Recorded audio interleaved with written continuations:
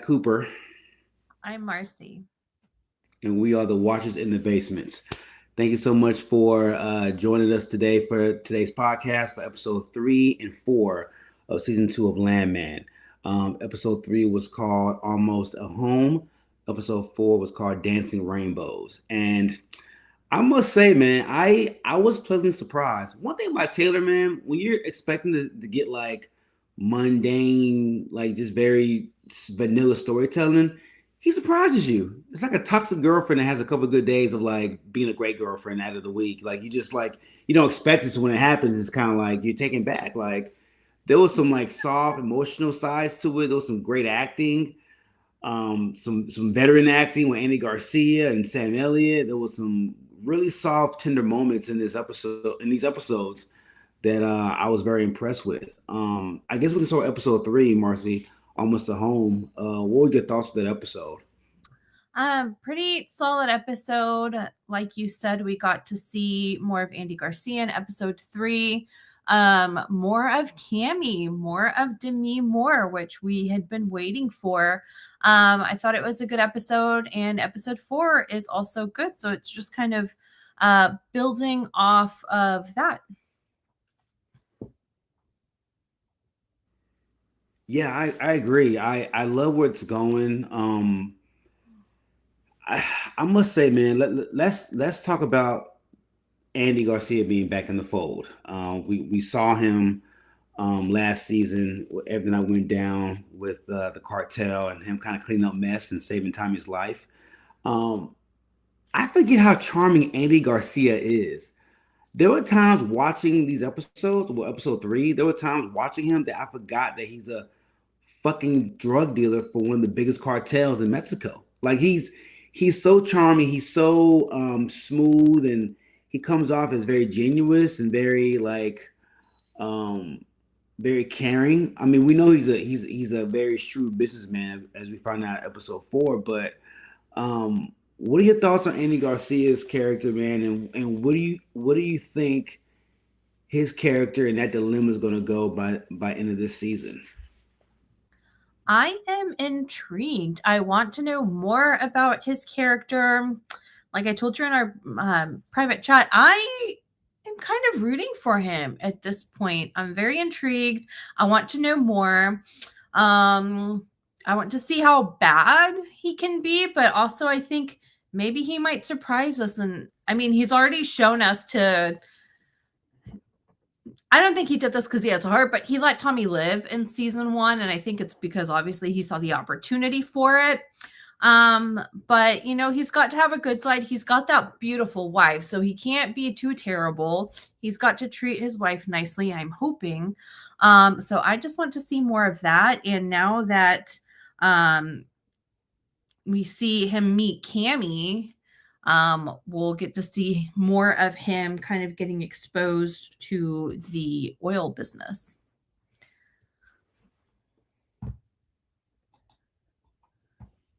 Yeah, he's gonna be a very busy guy. I mean, we know with Cooper striking gold and black gold with the 6 oil rigs, and him, it's almost like I don't know if he purposely did that just to get Tommy under his thumb. He had to know that was Tommy's son, right? I can't remember if he knew the connection, but like now with him now getting towards Cammy and trying to save her, um, it looks like it's gonna be a very much of a whirlwind. Um, I won't go as far as say I'm rooting for him only because I'm just so afraid. I'm so afraid of Cammy and what's going to happen with Cammy because she's so green and like she's taken over such a very fucked up situation of like being just millions of dollars in debt, hundreds of millions of dollars in debt, and money just like they can't find the money. Like they can't find the source of income that's feeding all these trusts and feeding all these division of Texel. And I just my fear is if they can't find the money and they get in deeper debt on a cartel leader, I don't know how that bodes well for Cammy. Like do you think Andy Garcia's character is gonna like find compassion, or this is a like you said, a snake looking for an opportunity to like take advantage of the situation. I mean, I don't think it's going to find the compassion. I think at the core of it, he might just trying to be looking out for him and like how he can make money. However, I think maybe he's also intrigued by Cammy. Um, so, and we see this in episode 4, and we'll talk more about that later. But I think he wants to make money, and he's an investor. So I think that's what he wants to do. I don't think he's purposely wanting to get them or to have bad things come to them. But I think he's just kind of very intrigued by Kimi and just kind of her position, and then how he can use that to then his advantage in the oil business. Watching the scene of them at the restaurant slash cigar bar when Cammy came in there and they finally found a lawyer that they had been calling for the better part of a week trying to figure out where his money's at, and they run into him into Andy Garcia's character, and they had this long talk, right, in the downstairs of this restaurant slash bar. We're talking about hours of talking, connecting, sharing stories, very intimate stuff and intimate details. Even with Cammy sharing like, the love that she had for Monty, and what they shared and what she was hoping to share for another 20, 30 years, and hearing Angela share stories and oh my goodness, I'm losing names. Andy Garcia's cartel loving wife. I can't remember her. I don't know her name either. But like, just hearing all these stories, it makes me wonder. Like, maybe Andy, or maybe Galino, I should say, is one of those guys that he compartmentalizes everything as far as like he does have a soft side, but when it comes to business, he can show that ruthless his teeth when he needs to or maybe it was just him like smelling an opportunity, hearing Cammy talk, and knowing that she needed a hand. I couldn't really tell, but for a singular moment, I did forget that he was a cartel member or a cartel king. Just the way he was connecting, because you don't really see people from that world connect on such an emotional level for hours on end with couples and talking about relationships and what they mean to each other and things of that nature. Was that something that was surprising to you, of seeing Galino show that side and having his wife show that side as well? I don't think it was surprising because he's just a fucking G, and I think to get to his level, that's what you have to do, right? Like he's not like the low level cartel guy, right? He's not the one that's like moving the drugs, or like the enforcer who's like out here kidnapping or killing people or doling out punishment. He's like the top guy. So I think that's part of the gig, and also it just shows like, yeah, like how suave he is at schmoozing and being able to connect, and I'm sure that that's very helpful in his line of work. So I was not surprised. And then part of me is wondering, is his wife also, is this also an act? Like, is she kind of playing along, or is she just genuinely nice like this? So I'm interested to know more about that specific dynamic. I would like to assume when somebody can keep a restaurant open for as long as he wants and not own the restaurant, I would assume that she knows what he does. It's probably not spoken about out loud or verbally around, the public eye, but it looks like he generally loves his wife and they generally have a very deep connection as husband and wife. I would think that she is privy to his business dealings in and out of the investment office. I would assume. We shall see. And the reason I say that, because the story that Galino's wife said about how they were traveling and he just randomly said, "Let's fly to your home. Let's fly to your hometown. I want to see where you come from, who you are." That level of connection, I would assume, is something that's developed over time, and trust comes out of that, to where you open your world to this woman that you love, and she's if Galino's a G, she's just as much of a G, if not bigger.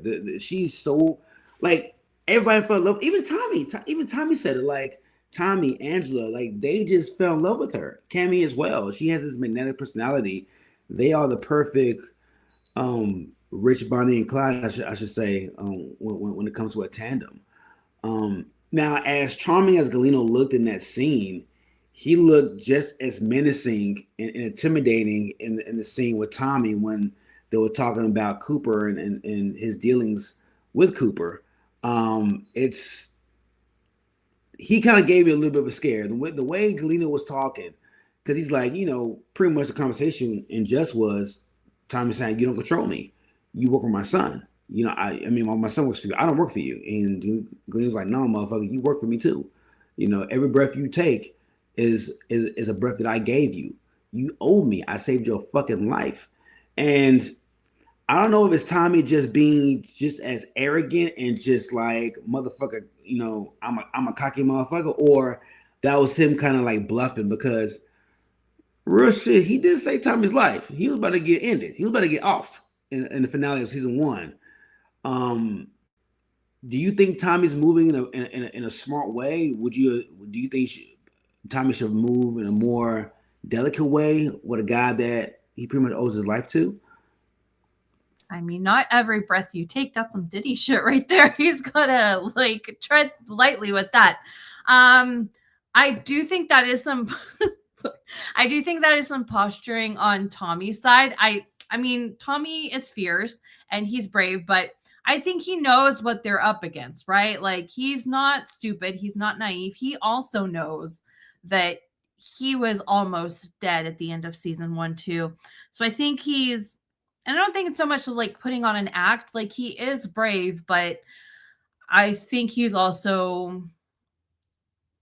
trying to stand up for himself while also knowing that he still has to walk a fine line because now it's not only you, now it can affect Cooper and now it can affect Angela and Ainsley. Like when bad guys want to go after you, they don't just go after you, they go after the people that you love most. So I think he is smart enough to know that he has to tread lightly because this guy is a bad guy. Like he may be charming, his wife may be magnetic, but you also don't want to piss them off.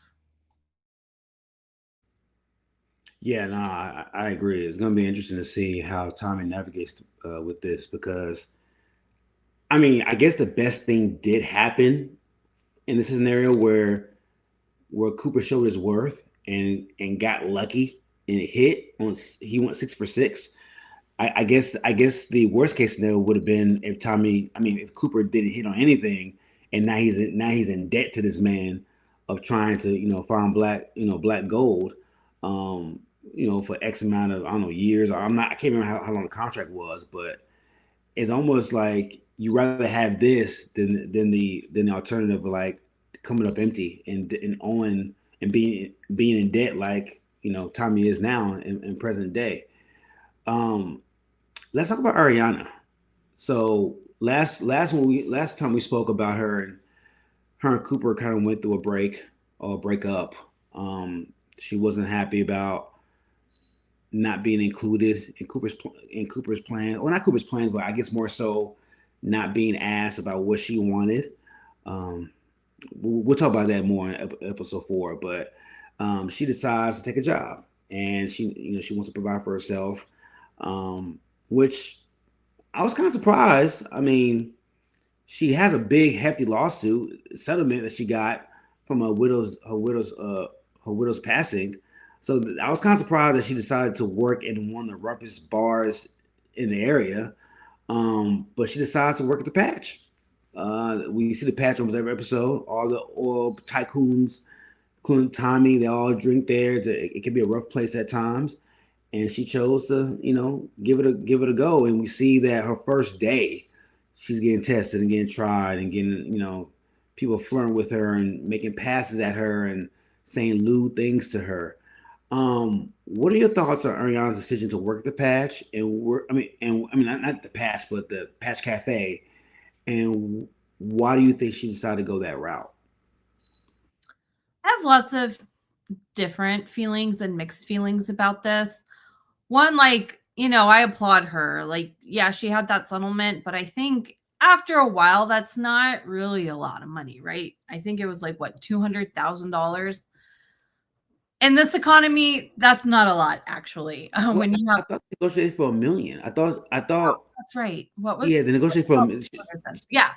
Okay. So, yeah. So she does have money. She's, still got to pay taxes on it, I'm sure, and like your house. So she still has money, but I like that she was like, okay, like I've got to also make my own money. I can't just like kind of rest on this lawsuit settlement money because my first husband died. Um, so I like that. But also, this is where I'm like, we have to give young girls and women options when it comes to education so that you have more options. But also, she's very limited because they live in like Midland, Odessa. Like, unless you're working in the oil fields, there's not a whole lot you can do out there that's varied, that can give you like stable job opportunity, good income, good hours so you can, stay, take care of your kid or, find childcare. So I respect the fact that she was like, I've got to do something. Let me go out and find this job, doing it by herself, not trying to like find any connections with like MTechs or anything like that or Cooper. So it's like, good for you. Um, and it also illustrates, when she was filling out that application, she was talking to that waitress. She's like, oh, you never had a job before? She said, I never had to work. So again, this is how I'm just kind of like, women need to be empowered to get an education and be able to provide for themselves, because you can end up in situations like this that you never thought you would be in. And, then what do you do? But it doesn't go great, and I think she's going to stick it out. But then in episode 4, I'm just kind of like, wait, are you going to go back though? So we can talk more about that in episode 4 when we talk about that. But she held her own, which I was like, good for you. Do not let those men talk to you like that. And I'm glad that the bartender was like a help and a support to her, and he wasn't just kind of like another creep bartender that would go along with the bad patrons. Yeah, that was. I mean, that was the first thing I was thinking too. I'm like, man, that's the best option. I mean, I know it's fast money and it's probably the busiest bar in Odessa, but it's like, fuck, you couldn't go get certification, go become a teacher or something, like something that's a little bit less hectic. And um, but yeah, we'll definitely talk about Ariana in episode 4. So episode 3 opens up with Boss and his crew. They're driving to an oil field that's been under their control. I guess they want to go observe it, see what's left in that, and they come across some dead bodies. Apparently, early in the episode, I don't know, it was hunters, 4 or 5 guys. They were walking through the oil field or through a field, and they just passed out. They just died. And Boss's crew, I think Gerard sees them on top of the pump, the oil pump, and he sees bodies, and then Boss and them go see it. They walk towards it and they smell something. I thought it was monoxide. I'm like, I don't think monoxide is not really out in the open fields like that. Um, you said it was hydrogen sulfide. Am I saying it right? Yep. Sulfide. Okay, hydrogen sulfide. Their I guess poison detectors started going off. They started running, and I'm thinking to myself, how do you outrun like gas? but they outrun it for the time being. Gerard is on top of the pump, which is about 50 feet in the air, and they get sick. But they happen to find gas mask in time. But as the gas elevates to the top of where Gerard's at, it's now a race against time to get a gas mask to Gerard to try to save him. Apparently, the damage had been done. He starts throwing up. He gets sick. They had to rush him to a hospital. I had to Google it. I'd never seen that before. I didn't even know that was a thing, to be honest. Um, watching that, and then like after I watched the episode, Marcy, I went ahead and watched like I went on YouTube and just watched like the dangers of being an oil field person, and Ah, like I watched an 8 minute video. They listed 64 ways you can die just being on the oil field, not including fire, just from poisons, oil infections, just broken ground, falling into cracks like fragile ground, just a bunch of ways. I'm like, what the like? I get the money's good, but I'm like, bruh, like I don't think I want to like put myself in harm's way. It's more ways to die as an oil field person than a firefighter, which is crazy to me. What was your thoughts seeing that dramatic montage of the hydrogen sulfide and them trying to get away from that? um, that's gonna keep me up at night now, knowing all those ways. Even though, like, I don't work in the oil field, but wow, now I'm gonna be thinking about that. That's great. I need to go down that YouTube rabbit hole. No, it was intense. At first, I didn't know what was happening, right? Like, you see these hunters and they're hunting, I think it's like the wild boars, and then one guy drops dead. I'm like, did he have a heart attack? What's going on? Then the others drop. I'm like, okay, it's got to be like some kind of gas leak. Then, yeah, Dale lets us know it's HS2, so hydrogen sulfide. I kind of knew about hydrogen sulfide because um, I like I'm a very neurotic and anxious person just as it is. So I always research like hydrogen, monoxide, everything, all the gases that can be in your house. So I can like know like what happens if there's gas leaks in your house. So I kind of like knew that it makes you sick. And when he said that, I was like, oh shit.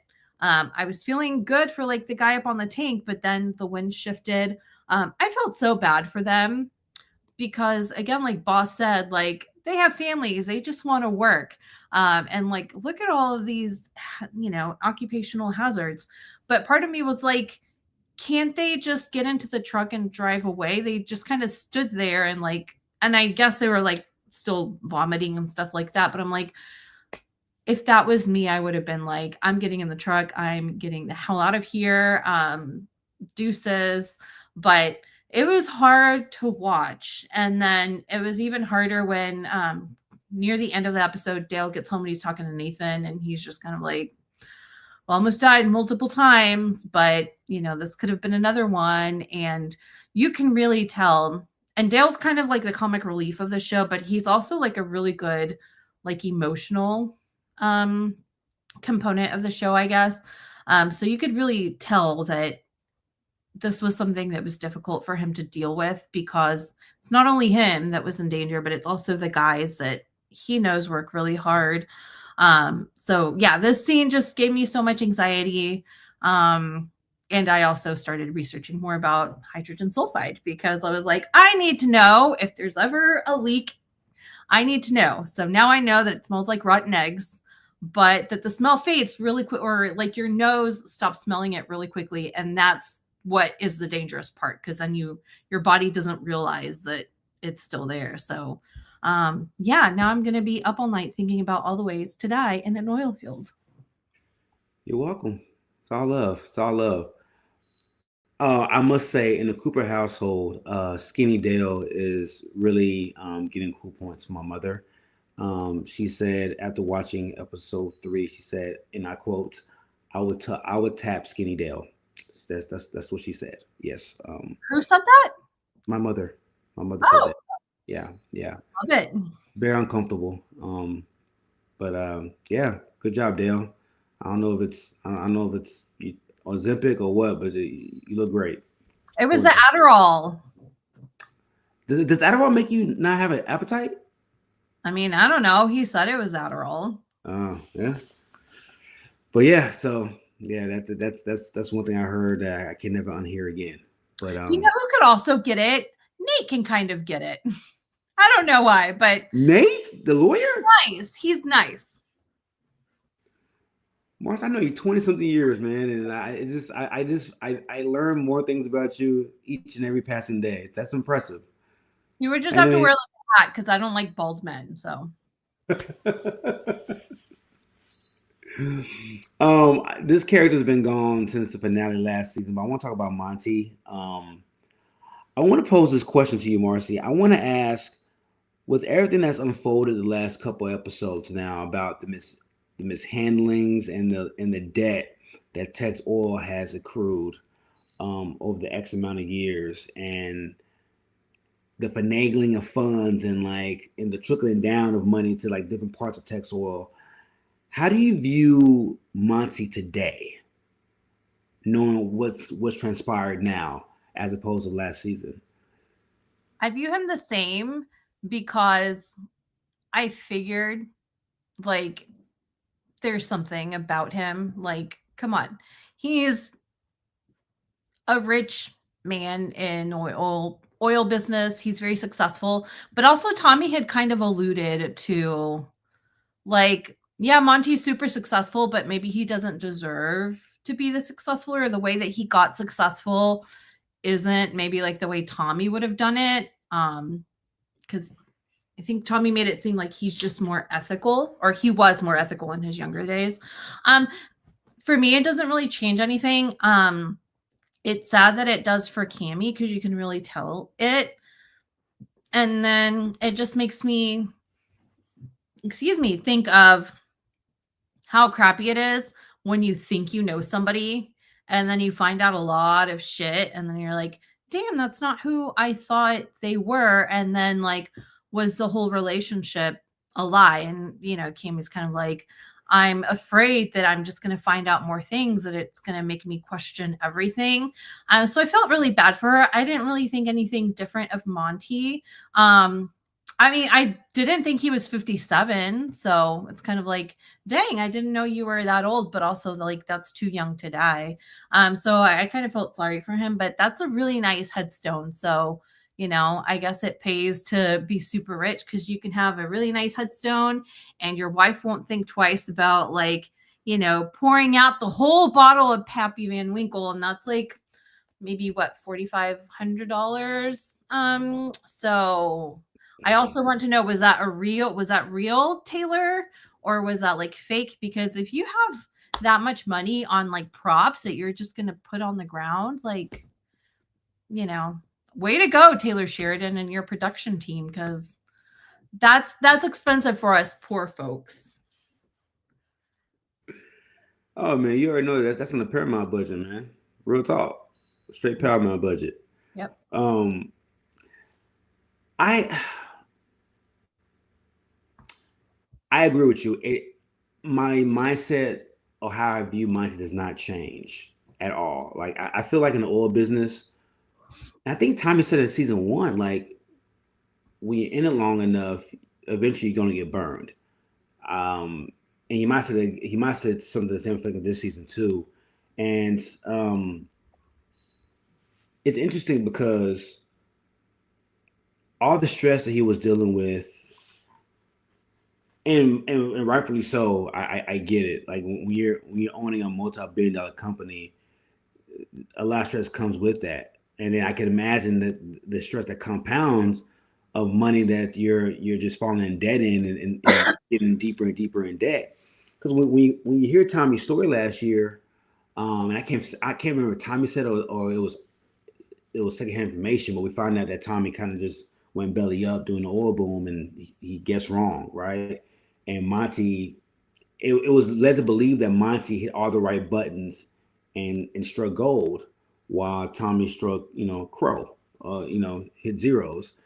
And now I wonder, like, is Monty any different than Tommy? It's just that Monty just found ways to cover up his debt, and what's the term? Like you have a rich man's taste, but poor man's mindset, or poor man's exterior. Like it might be one of those things where he's probably worse off than Tommy. It's just he carries himself in such a different way, and then and all the money that he had, uh, pretty much investing in places because he had nothing tangible. He had no tangible funds, and it's tough because now Cam has to deal with all of that. But now it puts Cammy in a desperate situation to find funding and find investing. And if this ends bad for Cammy, man, I will say this: if the cartel ends up owning the company and Cammy ends up getting fucked, I will view Monty a different way because now you put your poor Yeah. wife and your children at risk. Um, and like and to not and not and I guess to not unveil any of this to your wife, like and knowing that you have heart problems, knowing that you've had strokes in the past, why wasn't a conversation had with your wife said, "Hey, shit's getting dicey. In case I croak, here are the issues that we're having, here's our the backups or the potential funds that we have to like help get you out of this hole." To kind of leave her there, and not know what's going on is unfortunate, and I in a way it's kind of fucked up. It's very fucked up. I'll tell you this from experience. Men, when it comes to financial things, are very, very prideful and they will not tell you if there is a problem. They don't want to tell you, even if they know they've got heart problems. Even if, you should know because you're the spouse and you're going to get fucked. They will not tell you. They are too prideful. We won't get into that story time. That's for another time and place. But I think it's kind of the same along the same lines as Galino, right? Like, do we think his wife knows all of his dealings? Probably not. Monty's wife, Cammy, she didn't know all of his dealings. And I think it's also partially because Monty is just like a rich man and he's just arrogant. Yeah, he knows he has heart problems, but he thinks like, I'll probably be fine. And like my lawyer's in on it. So something happens to me, the lawyer can figure out some way to do it. I don't think he wasn't thinking about Kimmy and the girls. I think he was just kind of, like I said, he's just too arrogant because, he did, have a trust for his daughters and Kimmy was the executor of it. So he did provide for them. But he's just arrogant. And to go for your point of, how come Monty could make it and Tommy couldn't? I think it's just Monty just seemed like he was like the charismatic type that would be able to pass as like having it all together and being successful, whereas Tommy has a much different personality. He's not charismatic in the way that Monty is, and other people may not even find him charismatic just because he is more prickly. So I think that's what it was. He's a confident, handsome, successful, rich white man. He's able to kind of like coast on that, until he died. R.I.P. Monty. RP Madman, bro. RP Madman. Am I missing anything from episode 3 that you want to discuss before we go to episode 4? Um, no, I think No. that, the house hunting. I mean, they went to that house and she's like, that's a sexy house. It was like a gray house. That was not even like anything fancy. So that's all I need to say about that. Okay, so we don't know Tommy's net worth per se. We know he's in debt, but like I think over millions of dollars in debt. How in the fuck is he gonna afford that house? Like It's he not. he bunks with two other grown men in a house that's paid by Tex Oil. Like I don't like. Does he have a stash that we don't know about? Like it's been very kind of unclear, like how much Tommy makes a year. I think Angela thinks that now that he's the president of the oil company, he's going to have infinite funds. But girl, they are broke. You are glad to have that house in Odessa because you might not have it next week. Your company is broke. She left that rich man. That may not have been the brightest idea. I'll tell you right now, man. If she goes back to another rich man, I'm done with the Angela experience. I'm just saying. I'm just saying. But let's talk about episode 4. Um, this was my favorite episode because we get so much in depth about like Tommy and his childhood and like just the Norris clan in general of like how they are. I mean, we got a little bit in episode one when Tommy was talking to Cooper about failing as a father and things of that nature. The just the dealings with Sam Elliott and Billy Bob Thornton in this episode, I thought was nothing short of amazing. Um, I want to start with the story that Tommy said to Ariana at the dining table when she was just confused about how nobody spoke about Cooper's grandma. She's been in a bunch of funerals, and she's so used to people talking about the dearly departed and what they were and how they lived, and she was just so flabbergasted that nobody talked about her. And she she pushes a little bit, and she asks Tommy, and Tommy shies away and doesn't want to talk about it. And then he says, "What? I have a story for you."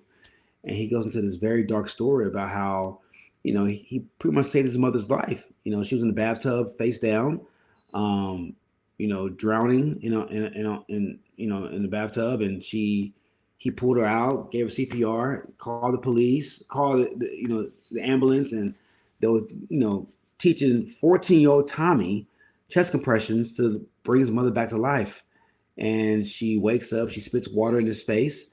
Not a thank you, not a hug. I love you, son. I appreciate it. Nah, she reels back with her leg and kicks him right in the mouth. Um, and that's when Tommy says he left and never came back.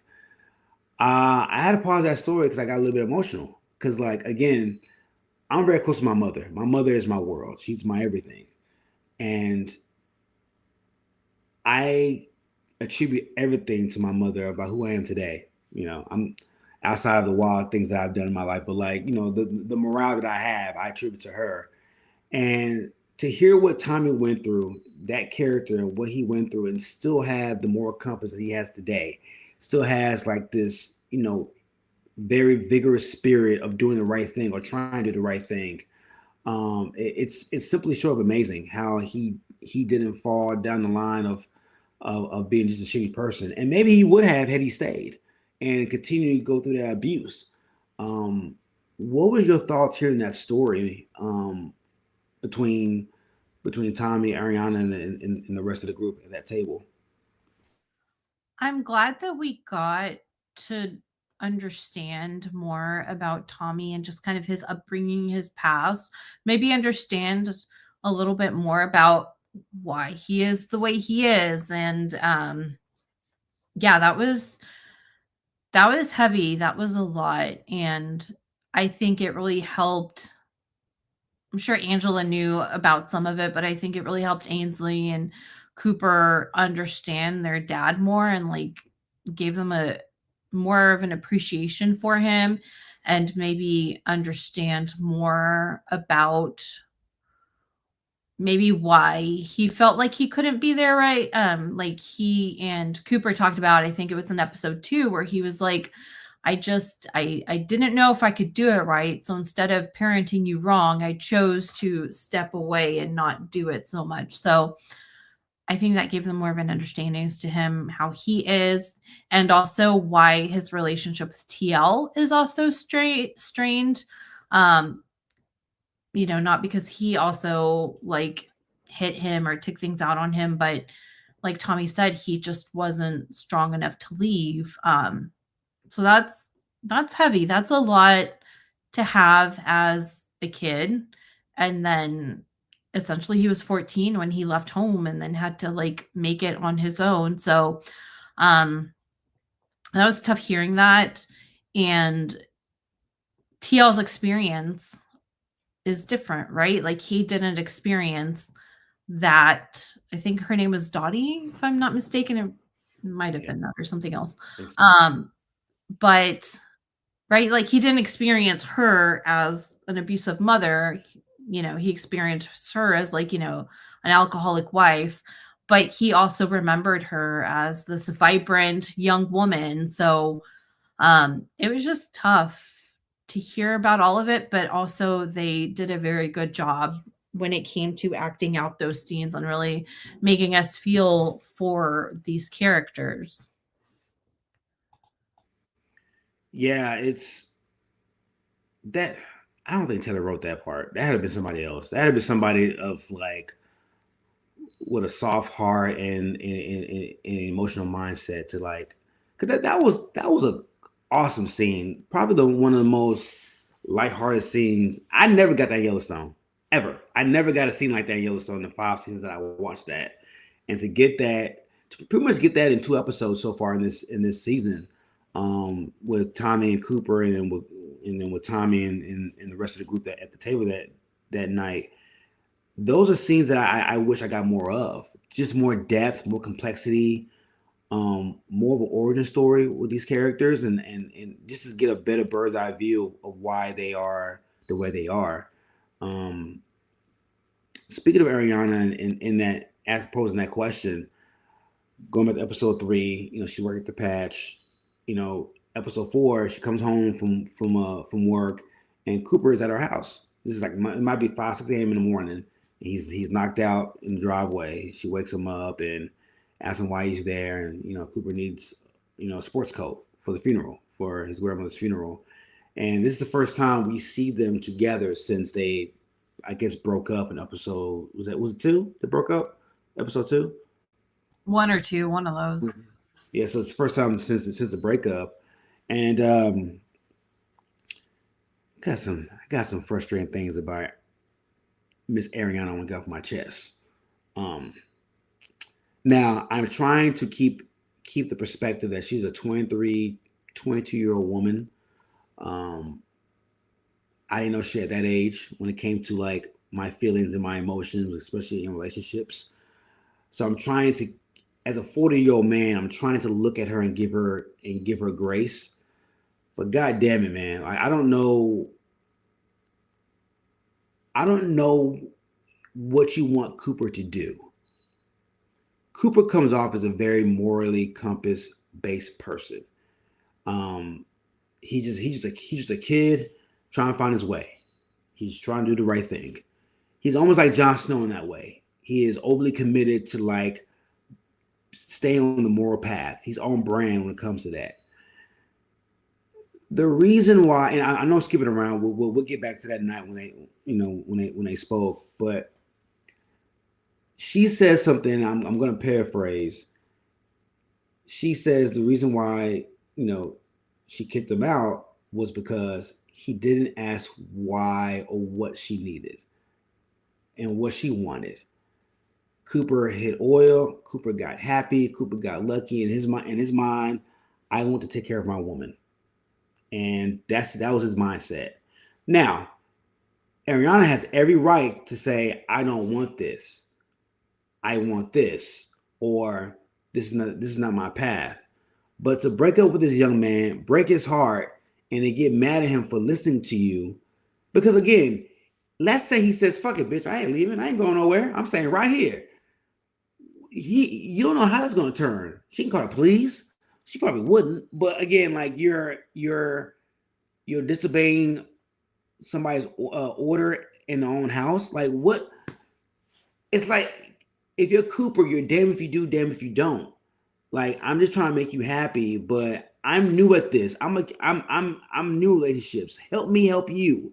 Speak up. Say what you want, and because Cooper, I don't think Cooper, the way Cooper moves, he wouldn't have been against. He wouldn't have been like, "Nah, man, I don't want to move." I mean, yeah, I want to move. I don't want to be around your family and your cousins and your nieces and your grandma. Let's get out of here. If she would have just spoke how she felt about how much family is big to her, Cooper would have understood. Like to like almost be a mind reader and know and know exactly what to say in that moment. I thought it was kind of unfair to Cooper. I'll let you have the floor. That is a lot. And I agree with you on all of it. Um, but yeah, she is a 23-year-old woman. It made me laugh when you said like she needs to say what she wants because back in a previous life, when I was married to a musician, he wrote a song about 20-something-year-old me called Say What You Want because 20-year-old me did not know how to say what I wanted. 40-year-old me does know how to say what I want. Yes, that scene that second scene that they had, it made me upset. And I was like, I fucking know that Taylor Sheridan wrote this episode because this is so poorly written female character. Again, if a woman tells you to leave her house, please leave her house. Do not try to guess what she wants. Yes, you can try to fight for her after you leave her house and you go back to your own house and you formulate a plan and then you reach out to her maybe via email or text or email or whatever. Leave her house. Ladies, men, please do not listen to Taylor Sheridan and try to like guess and be like, I'm not going to leave your house. I'm going to fight for you. Leave her damn house. Please. Men do not know how to write women. Taylor Sheridan for shit does not know how to write women. No. Ariana needed to use her words and say what she wanted. Say, like, it's okay to say, like, I don't want this, like you said. And it's okay to say, like, I want you to fight for us. It's okay for Cooper not to have known what to do because, again, like, that came out of nowhere. But please, people, do not see the scene and be like, oh no, she just wants me to like have some grand gesture. If she tells me get out, she doesn't really mean get out. Get the fuck out. Like, get out. So that was, yes, I'm with you. Like, I had a lot of thoughts about that scene because I was like, this is contrary to like good advice. Yeah, like women, we struggle with knowing how to say what we want. Like, I totally get it. But like, no, we were trying to get better about that. We were trying to grow. Yeah. Yeah, it did look like a Taylor written script for her. It just didn't. I don't know if him or the writing room was trying to come off as like this pseudo romantic novel vibe, but it came off so idiotic. So idiotic. It didn't make sense because, again, Cooper is green as fuck. He's gonna do. He just wants to do the right thing. He's not gonna push against anything unless it's like protecting his family or protecting his loved ones. You know, like he'll fight for people all day. Like, and for her to say that, I know why it pissed me off. She said fight for me. I'm sorry why it pissed me off so much. In season 1, when Monty's lawyer crew was about to fuck her family over for just $2,000, this man who doesn't know this woman outside of maybe a week or two sat there and said, "Nah, fuck that. That's not right. We're gonna negotiate, and I'm gonna put my nuts on the table and make sure she gets a fair deal and negotiate $1 million settlement." Oh, it might be $1.5 million. I can't remember, but it was approximately $800,000 more than what she was going to get. So don't sit here and say, "Fight for me, motherfucker." I changed your motherfucking life, you and your son's life. What are you talking about? Fight for you. And I wish when she had said that Taylor or whoever wrote that would put that in the script for Cooper to come right back and say, "Motherfucker, I did fight for you. I fight for you, and now you have the privilege or you have an option of working if you want to. Don't fucking tell me to fight for you." That's what I wish you would have said. But I guess that would have been on brand for Cooper. But Mike Frank, yes, I didn't even think about that. And Ariana, go get your goddamn baby. Like, your baby has been with his grandmother like what, 24 hours now? Did you forget that you have a child? You worked all night and then you're like, let me, fuck off to this funeral 8 hours away and then 8 hours back. And then, grandma's at home like, bitch, I didn't tell you I was going to take care of this baby for all this long. So Ariana, go get your kid. Figure out what you want. Leave poor Cooper alone. Like, y'all got to figure it out. I'm guessing I'm guessing that's 23 being 23. Because what person leaves their child with somebody for over a day? Don't give them a notice after, and like this is supposed to be a work shift for 8 hours, and you've been gone for over 24 hours. But no, I knew once she offered to go on that 7-hour ride with Cooper, I knew they don't get back together. Like, nobody, you don't get in a car with somebody that you kind of like for 7 hours that you just broke up with. Well, I knew that they'll get back together again. It was just inevitable at that point. Um, let's talk about stuff like Cammy, man. Cammy, she's going through it. She's going through it. We saw Liv in episode 3 when she was talking to Galino and Tommy and Angela. We see it more in episode 4. She decides she wants to sell a house. She wants to sell a house. She wants to, I guess, downsize. And there's this very emotional sequence of her at the funeral grounds, and I guess Marcy has a new headstone. And I know you briefly talked about this, Marcy, but what are your thoughts with Cammy? Because I know it looked like Cammy wants to be angry, but I know she deeply does love her dearly departed.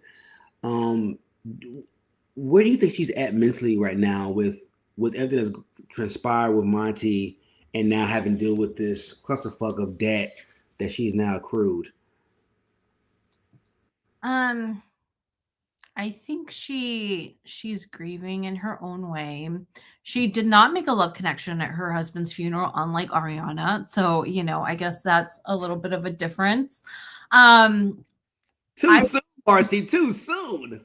I mean, come on. Like, um, she's doing what she can. I think she's trying to be responsible and like be like, okay, like now I have to assume responsibility when she could just be like, you know what?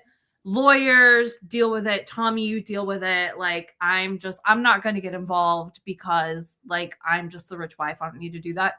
I find it commendable that she wants to be like, okay, like this is my company now. Like, I've got to come in here and like figure out what is what. Um, so I think it is difficult for her to not feel angry. Um, because she has every right to, but then again, then you have to think like, did Monty really mean to put her in the situation, fuck her over? I don't think that was his plan. So I think that's probably how she's coming at it, is like, you didn't do this to me to like fuck me over. I think you were doing things and you didn't think that life was going to catch up with you, and it did. So I'll be interested to see like more of what she does now that she finds out more information. But I think it is sensible for her to be like, well, we got to find this money. Best thing for me to do right now might be to downsize to, you know, get a smaller house. That house is pretty nice. So, we'll see what she gets. Yeah. So I just find it, and I know it's I know it's an act of desperation. I was hoping in this episode that Kevin would do a little bit of homework, or maybe ask Tommy about Galino before meeting with him. I mean, hell, you had a probably 8 hour conversation with him and his wife and Tommy at the restaurant slash bar. Common sense would have told me like, okay, Tommy does this. Let me ask Tommy first about what he thinks about me potentially partnering up with Galino. And knowing Tommy, he would have came clean and like probably told her like, hey man, this he's bad business. Let me find some other investors. Were you surprised that Cammy didn't really go to Tommy for advice? Um, no, I wasn't surprised, not because maybe she doesn't think like Tommy could provide that advice. I think part of it goes back to Galino is charming and he looks like he knows what he's talking about. So I think part of her was like, oh, like I can trust him, right? Like we shot the shit for a while and he's nice and his wife is nice. Like what could go wrong? He seems like a nice enough guy. That's how people get murdered. That's how people get into debt. That's how people get fucked over. So I think she was just kind of wanting to handle things on her own and maybe not feel like she had to turn to Tommy. Um, but yeah, I think she was just kind of like, she was fooled by his facade. And also, she might have done some research and like he said, like my money is clean. He probably really knows how to seem like he's legit and he doesn't have like shady businesses going on, because again, a lot of people are like that. They can have like this really great front and then you're like, oh, like they were involved with all this shit. it's just, man, it's just like you go into an investor that you don't really know a day later and asking him to invest 3 to 400 million. You barely know this motherfucker. That's the crazy part to me. Like I would have hired some, private investigators, somebody, outside the internet. Like I just feel like dealing with that kind of money with the resources that Cammy has, she would have like looked more into him at least before going to him for that amount of money. We ain't talking about no small change. Like if you fuck up and miss on this, you probably billions of dollars in debt. So I was just kind of surprised by that of the quick turnaround of after getting his business card just the day before or a couple days before, I guess. So Listen, in this economy, if some rich man gives me his business card, I'm gonna go ask for 300 million. I don't care at this point. What do I have to lose? I see your point. I see your point. Let's talk about the oil field guys again. In episode 4. So, the majority of Boss's crew is fine. It seemed like there was no extensive damage done to them. But Gerard, I think his name was Gerard. He's in the hospital. He has some neurological damage, inflammation from the sulfide issue or explosion or whatever. Um, he's in the hospital. The doctor tells him that it's gonna take time. A lot of swelling. It's only it's gonna take time to find out if the damage is permanent or not. And boss and the crew goes in there to check on him in the hospital. He's talking. He's alert. The nurse takes off the ice pack off his eyes to exchange the ice pack, and he can't see anything. He's totally blind, and he freaks out. Boss and his friends have to hold him down. I'm hoping it's not permanent, but because it's another fucking minority going through some shit, it's like, bro, like what is up with you picking? Like you can't accidentally just pick on minorities every single episode to get the worst possible outcomes, whether it's death, losing a limb, fucking, getting hit by and kicked in the head by a horse, or you know, spanked by a Catholic dirty ass priest. It's like he's playing a game of Monopoly that's rigged, and minorities get fucked every single time. I don't understand it. I'd forgotten about Colby. You just made me think of him. Now I'm sad all over again. Yeah, I was very mad. And it just goes to show, right? Like oil is a huge business, and if you own the company, it's great. You can make lots of money or not make lots of money, like Monty. But at the expense and on the backs of the people that are out there in the oil fields every single day dealing with all this kind of bullshit, right? Like you said, 87 ways to die that isn't even fire. So it just really goes to show how people can make a lot of money on the backs of others, and we need to just kind of remember that. And it's really sad, and I hope that like his vision loss isn't permanent, but then so they've got that to contend with. And then we also have like the other little side story tidbit that they gave us about the guy that was parked in that truck and the easement to their well. And it looks like maybe somebody put him there and like, they rigged it to where he would, die from the carbon monoxide exposure in his own truck. And then like the MTEX guy hit him and he also died. What is that part of? Is that part of the cartel? Probably, but MTEX has a lot of shit on their hands now with like the guys that were exposed to the HS2 gas, and now like whatever this story is. So I'm so ready to see what all of that was about, because it definitely was shady. That wasn't just any kind of accident. Somebody put that guy in that truck there, and we'll see what it is. Hopefully it's not another minority that got fucking killed for like oil business crap. Yeah, I just and jogging my memory up, Marcy. Did they ever come to a solution of what happened with the with with the airplane, all the drugs last season. Was that ever settled? I know Galeno came in and like, but was that ever settled? I don't Can't think remember. so. It's like all these offhand things keep happening on these oil fields, and like I don't remember any closure happening. Like even with this, like yeah, it's I wouldn't be surprised if like Galeno is having his henchmen like just put people there to create like financial issues to where he's needed. Yeah. I like it's not checkers, it's chess in this motherfucker. That's what it looks like to me.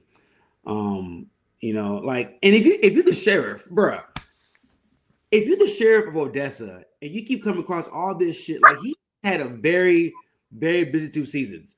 Like he's uncovered stolen planes and vans of cocaine, and he saw that search party to go beat up Tommy's son's vigilantes that fucked up Cooper. Like he has been a very busy sheriff over the over the last 2 seasons. Like he looks like he's about to retire pretty soon. Like, I don't want to deal with this shit, man. I just want to just sign parking tickets and just chill out. Like I'm doing way too fucking much. Shout out to that sheriff, man.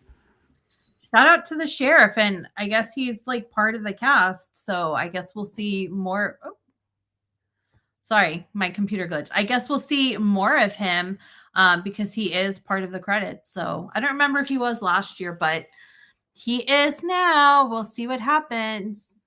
I Yes, wonder what was indeed. on the back though, because it's hard to tell from the back. I couldn't tell either. Hopefully next episode and I don't think Tommy knows either. I think he's unbeknownst to all of this because he's been dealing with the passing of his mother and the emotions that comes from that. Mm. Um, let's talk about Rebecca Falcone. Thank you, Brittany, for that.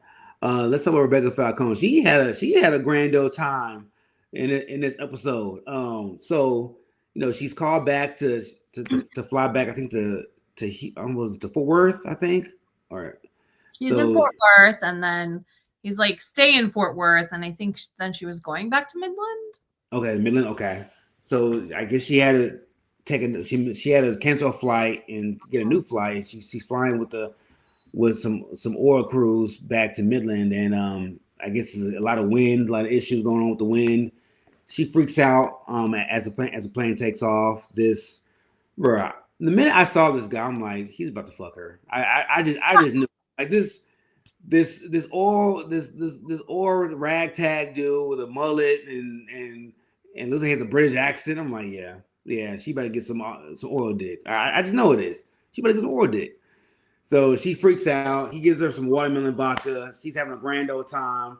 To point the jet descends, she's not even tripping no more about the oil. I mean about the wind. And then flash forward to the next day, she got an oil dick, and she's slightly hung over by this British man with a mullet, which is a very interesting combination. I don't know many British men that has a mullet.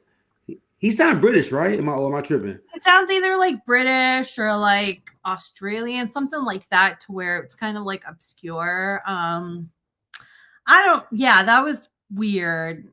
But that whole scene just kind of made me like super queasy because I was like, oh man, that's a lot of turbulence. And then you're getting drunk. Like, I couldn't stomach that. And like, I can do okay with like actual turbulence in an airplane, but like watching that, but she had a grand old time. But I would be like just really embarrassed if I just started like screaming on the airplane because I also have control issues, but I also have issues to where I don't want to look like an idiot. So I would have been trying my best to like have like a controlled freak out inside my head while probably like having a little bit of a heart attack.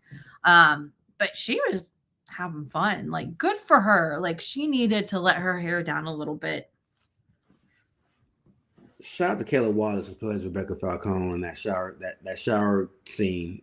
She them Pilates or squats is work. My goodness, and that wasn't a body double. That was her. That was all her. Good Shout out for to you, Kayla. her. You will get Instagram follow me later on this evening. Thank you very much. She's gonna have a baby too, so congrats to her. I saw on Instagram. So All right. Oh, that's awesome. That's awesome. So yeah, so So going back to the Norris household, after the funeral, they come back. They come back to Odessa, and Angela's not happy. She's very, very upset about, I guess, the void between TL and Tommy. And she's like, hey, in order to be a good father, you got to be a good son. Some shit like, I don't know, some James Dickens line like that. Who knows what she's trying to say? But apparently, she wants Tommy to have closure with her father, and she wants TL to move to Odessa with them. Um, I mean, I pretty much saw that coming. I don't think you enlist Sam Elliott, a great actor like himself, for 2 or 3 episodes only to be gone.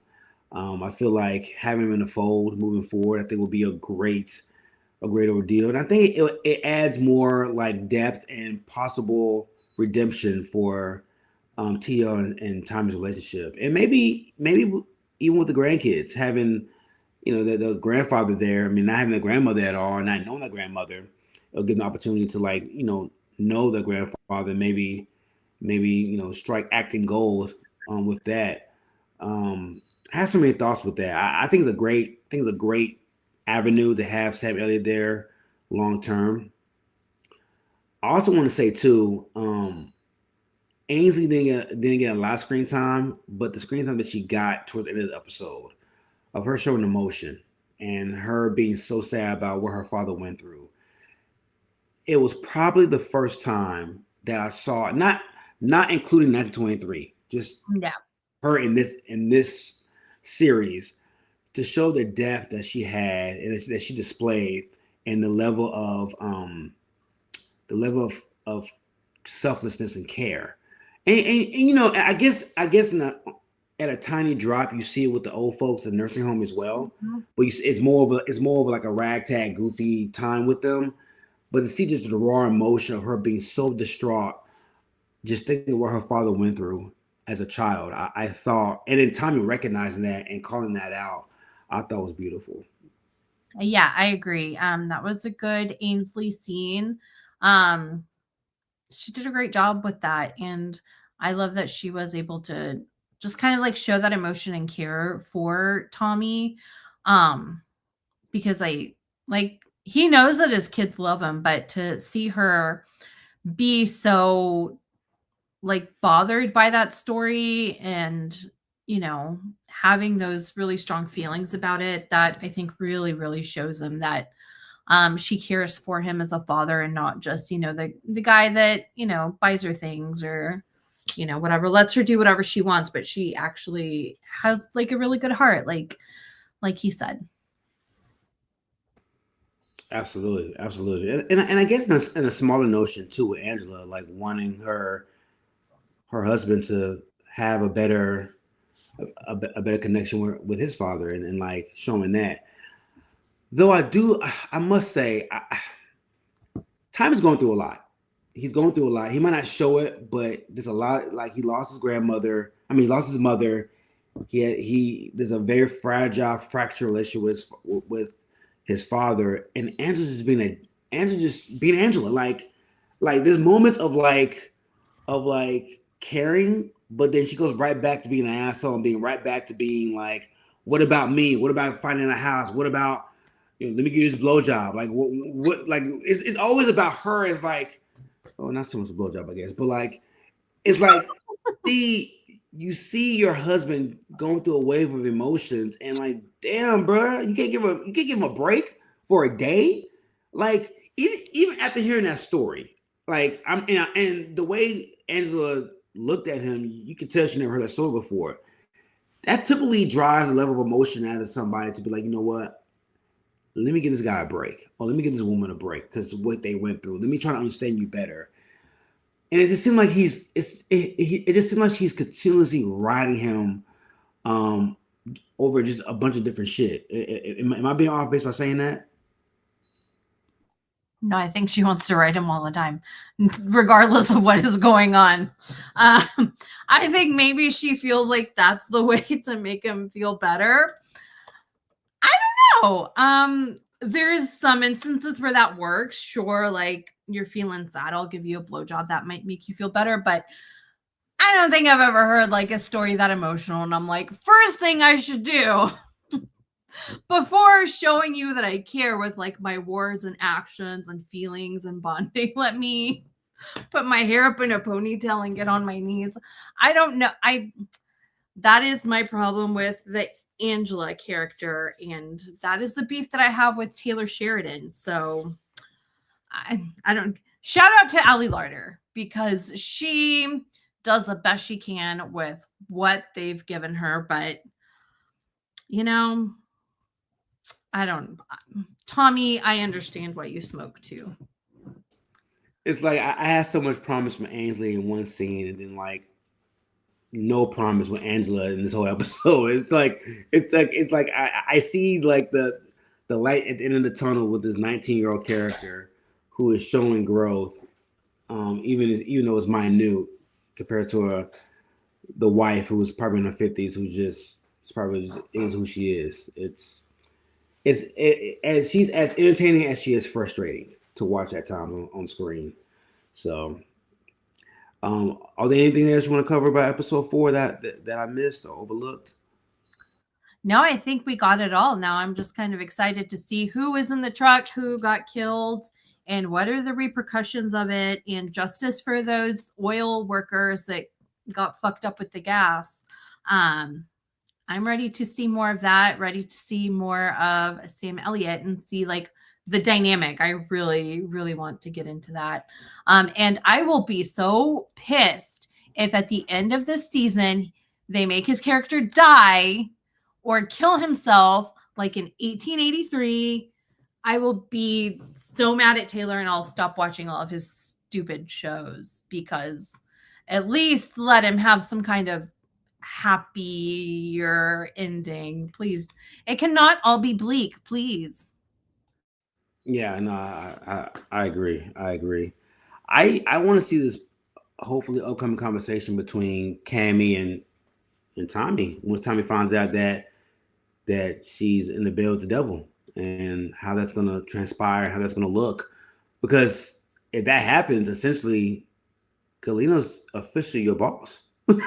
He's going to be your largest investor in theory. So that's going to be very interesting to see where that goes once Tommy finds out. I'm all here for all of it. I do think those additions to the cast, Andy Garcia and Sam Elliott are great.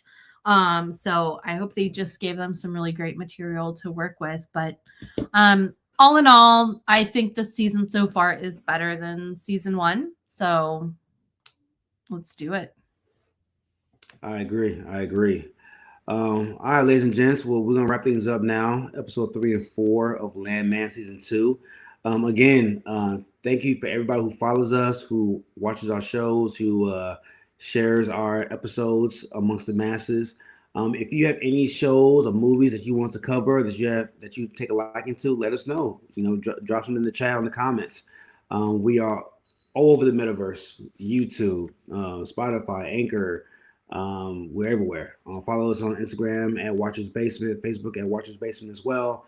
Road to 500. We kind of had a lag a little bit over the span of the last 6 months, but we're trying to get to 500 subscribers. Please share with everybody. Again, this is for myself, for Marcy, Landman season 2, episode 3 and 4. We will see you guys in 2 weeks. Bye.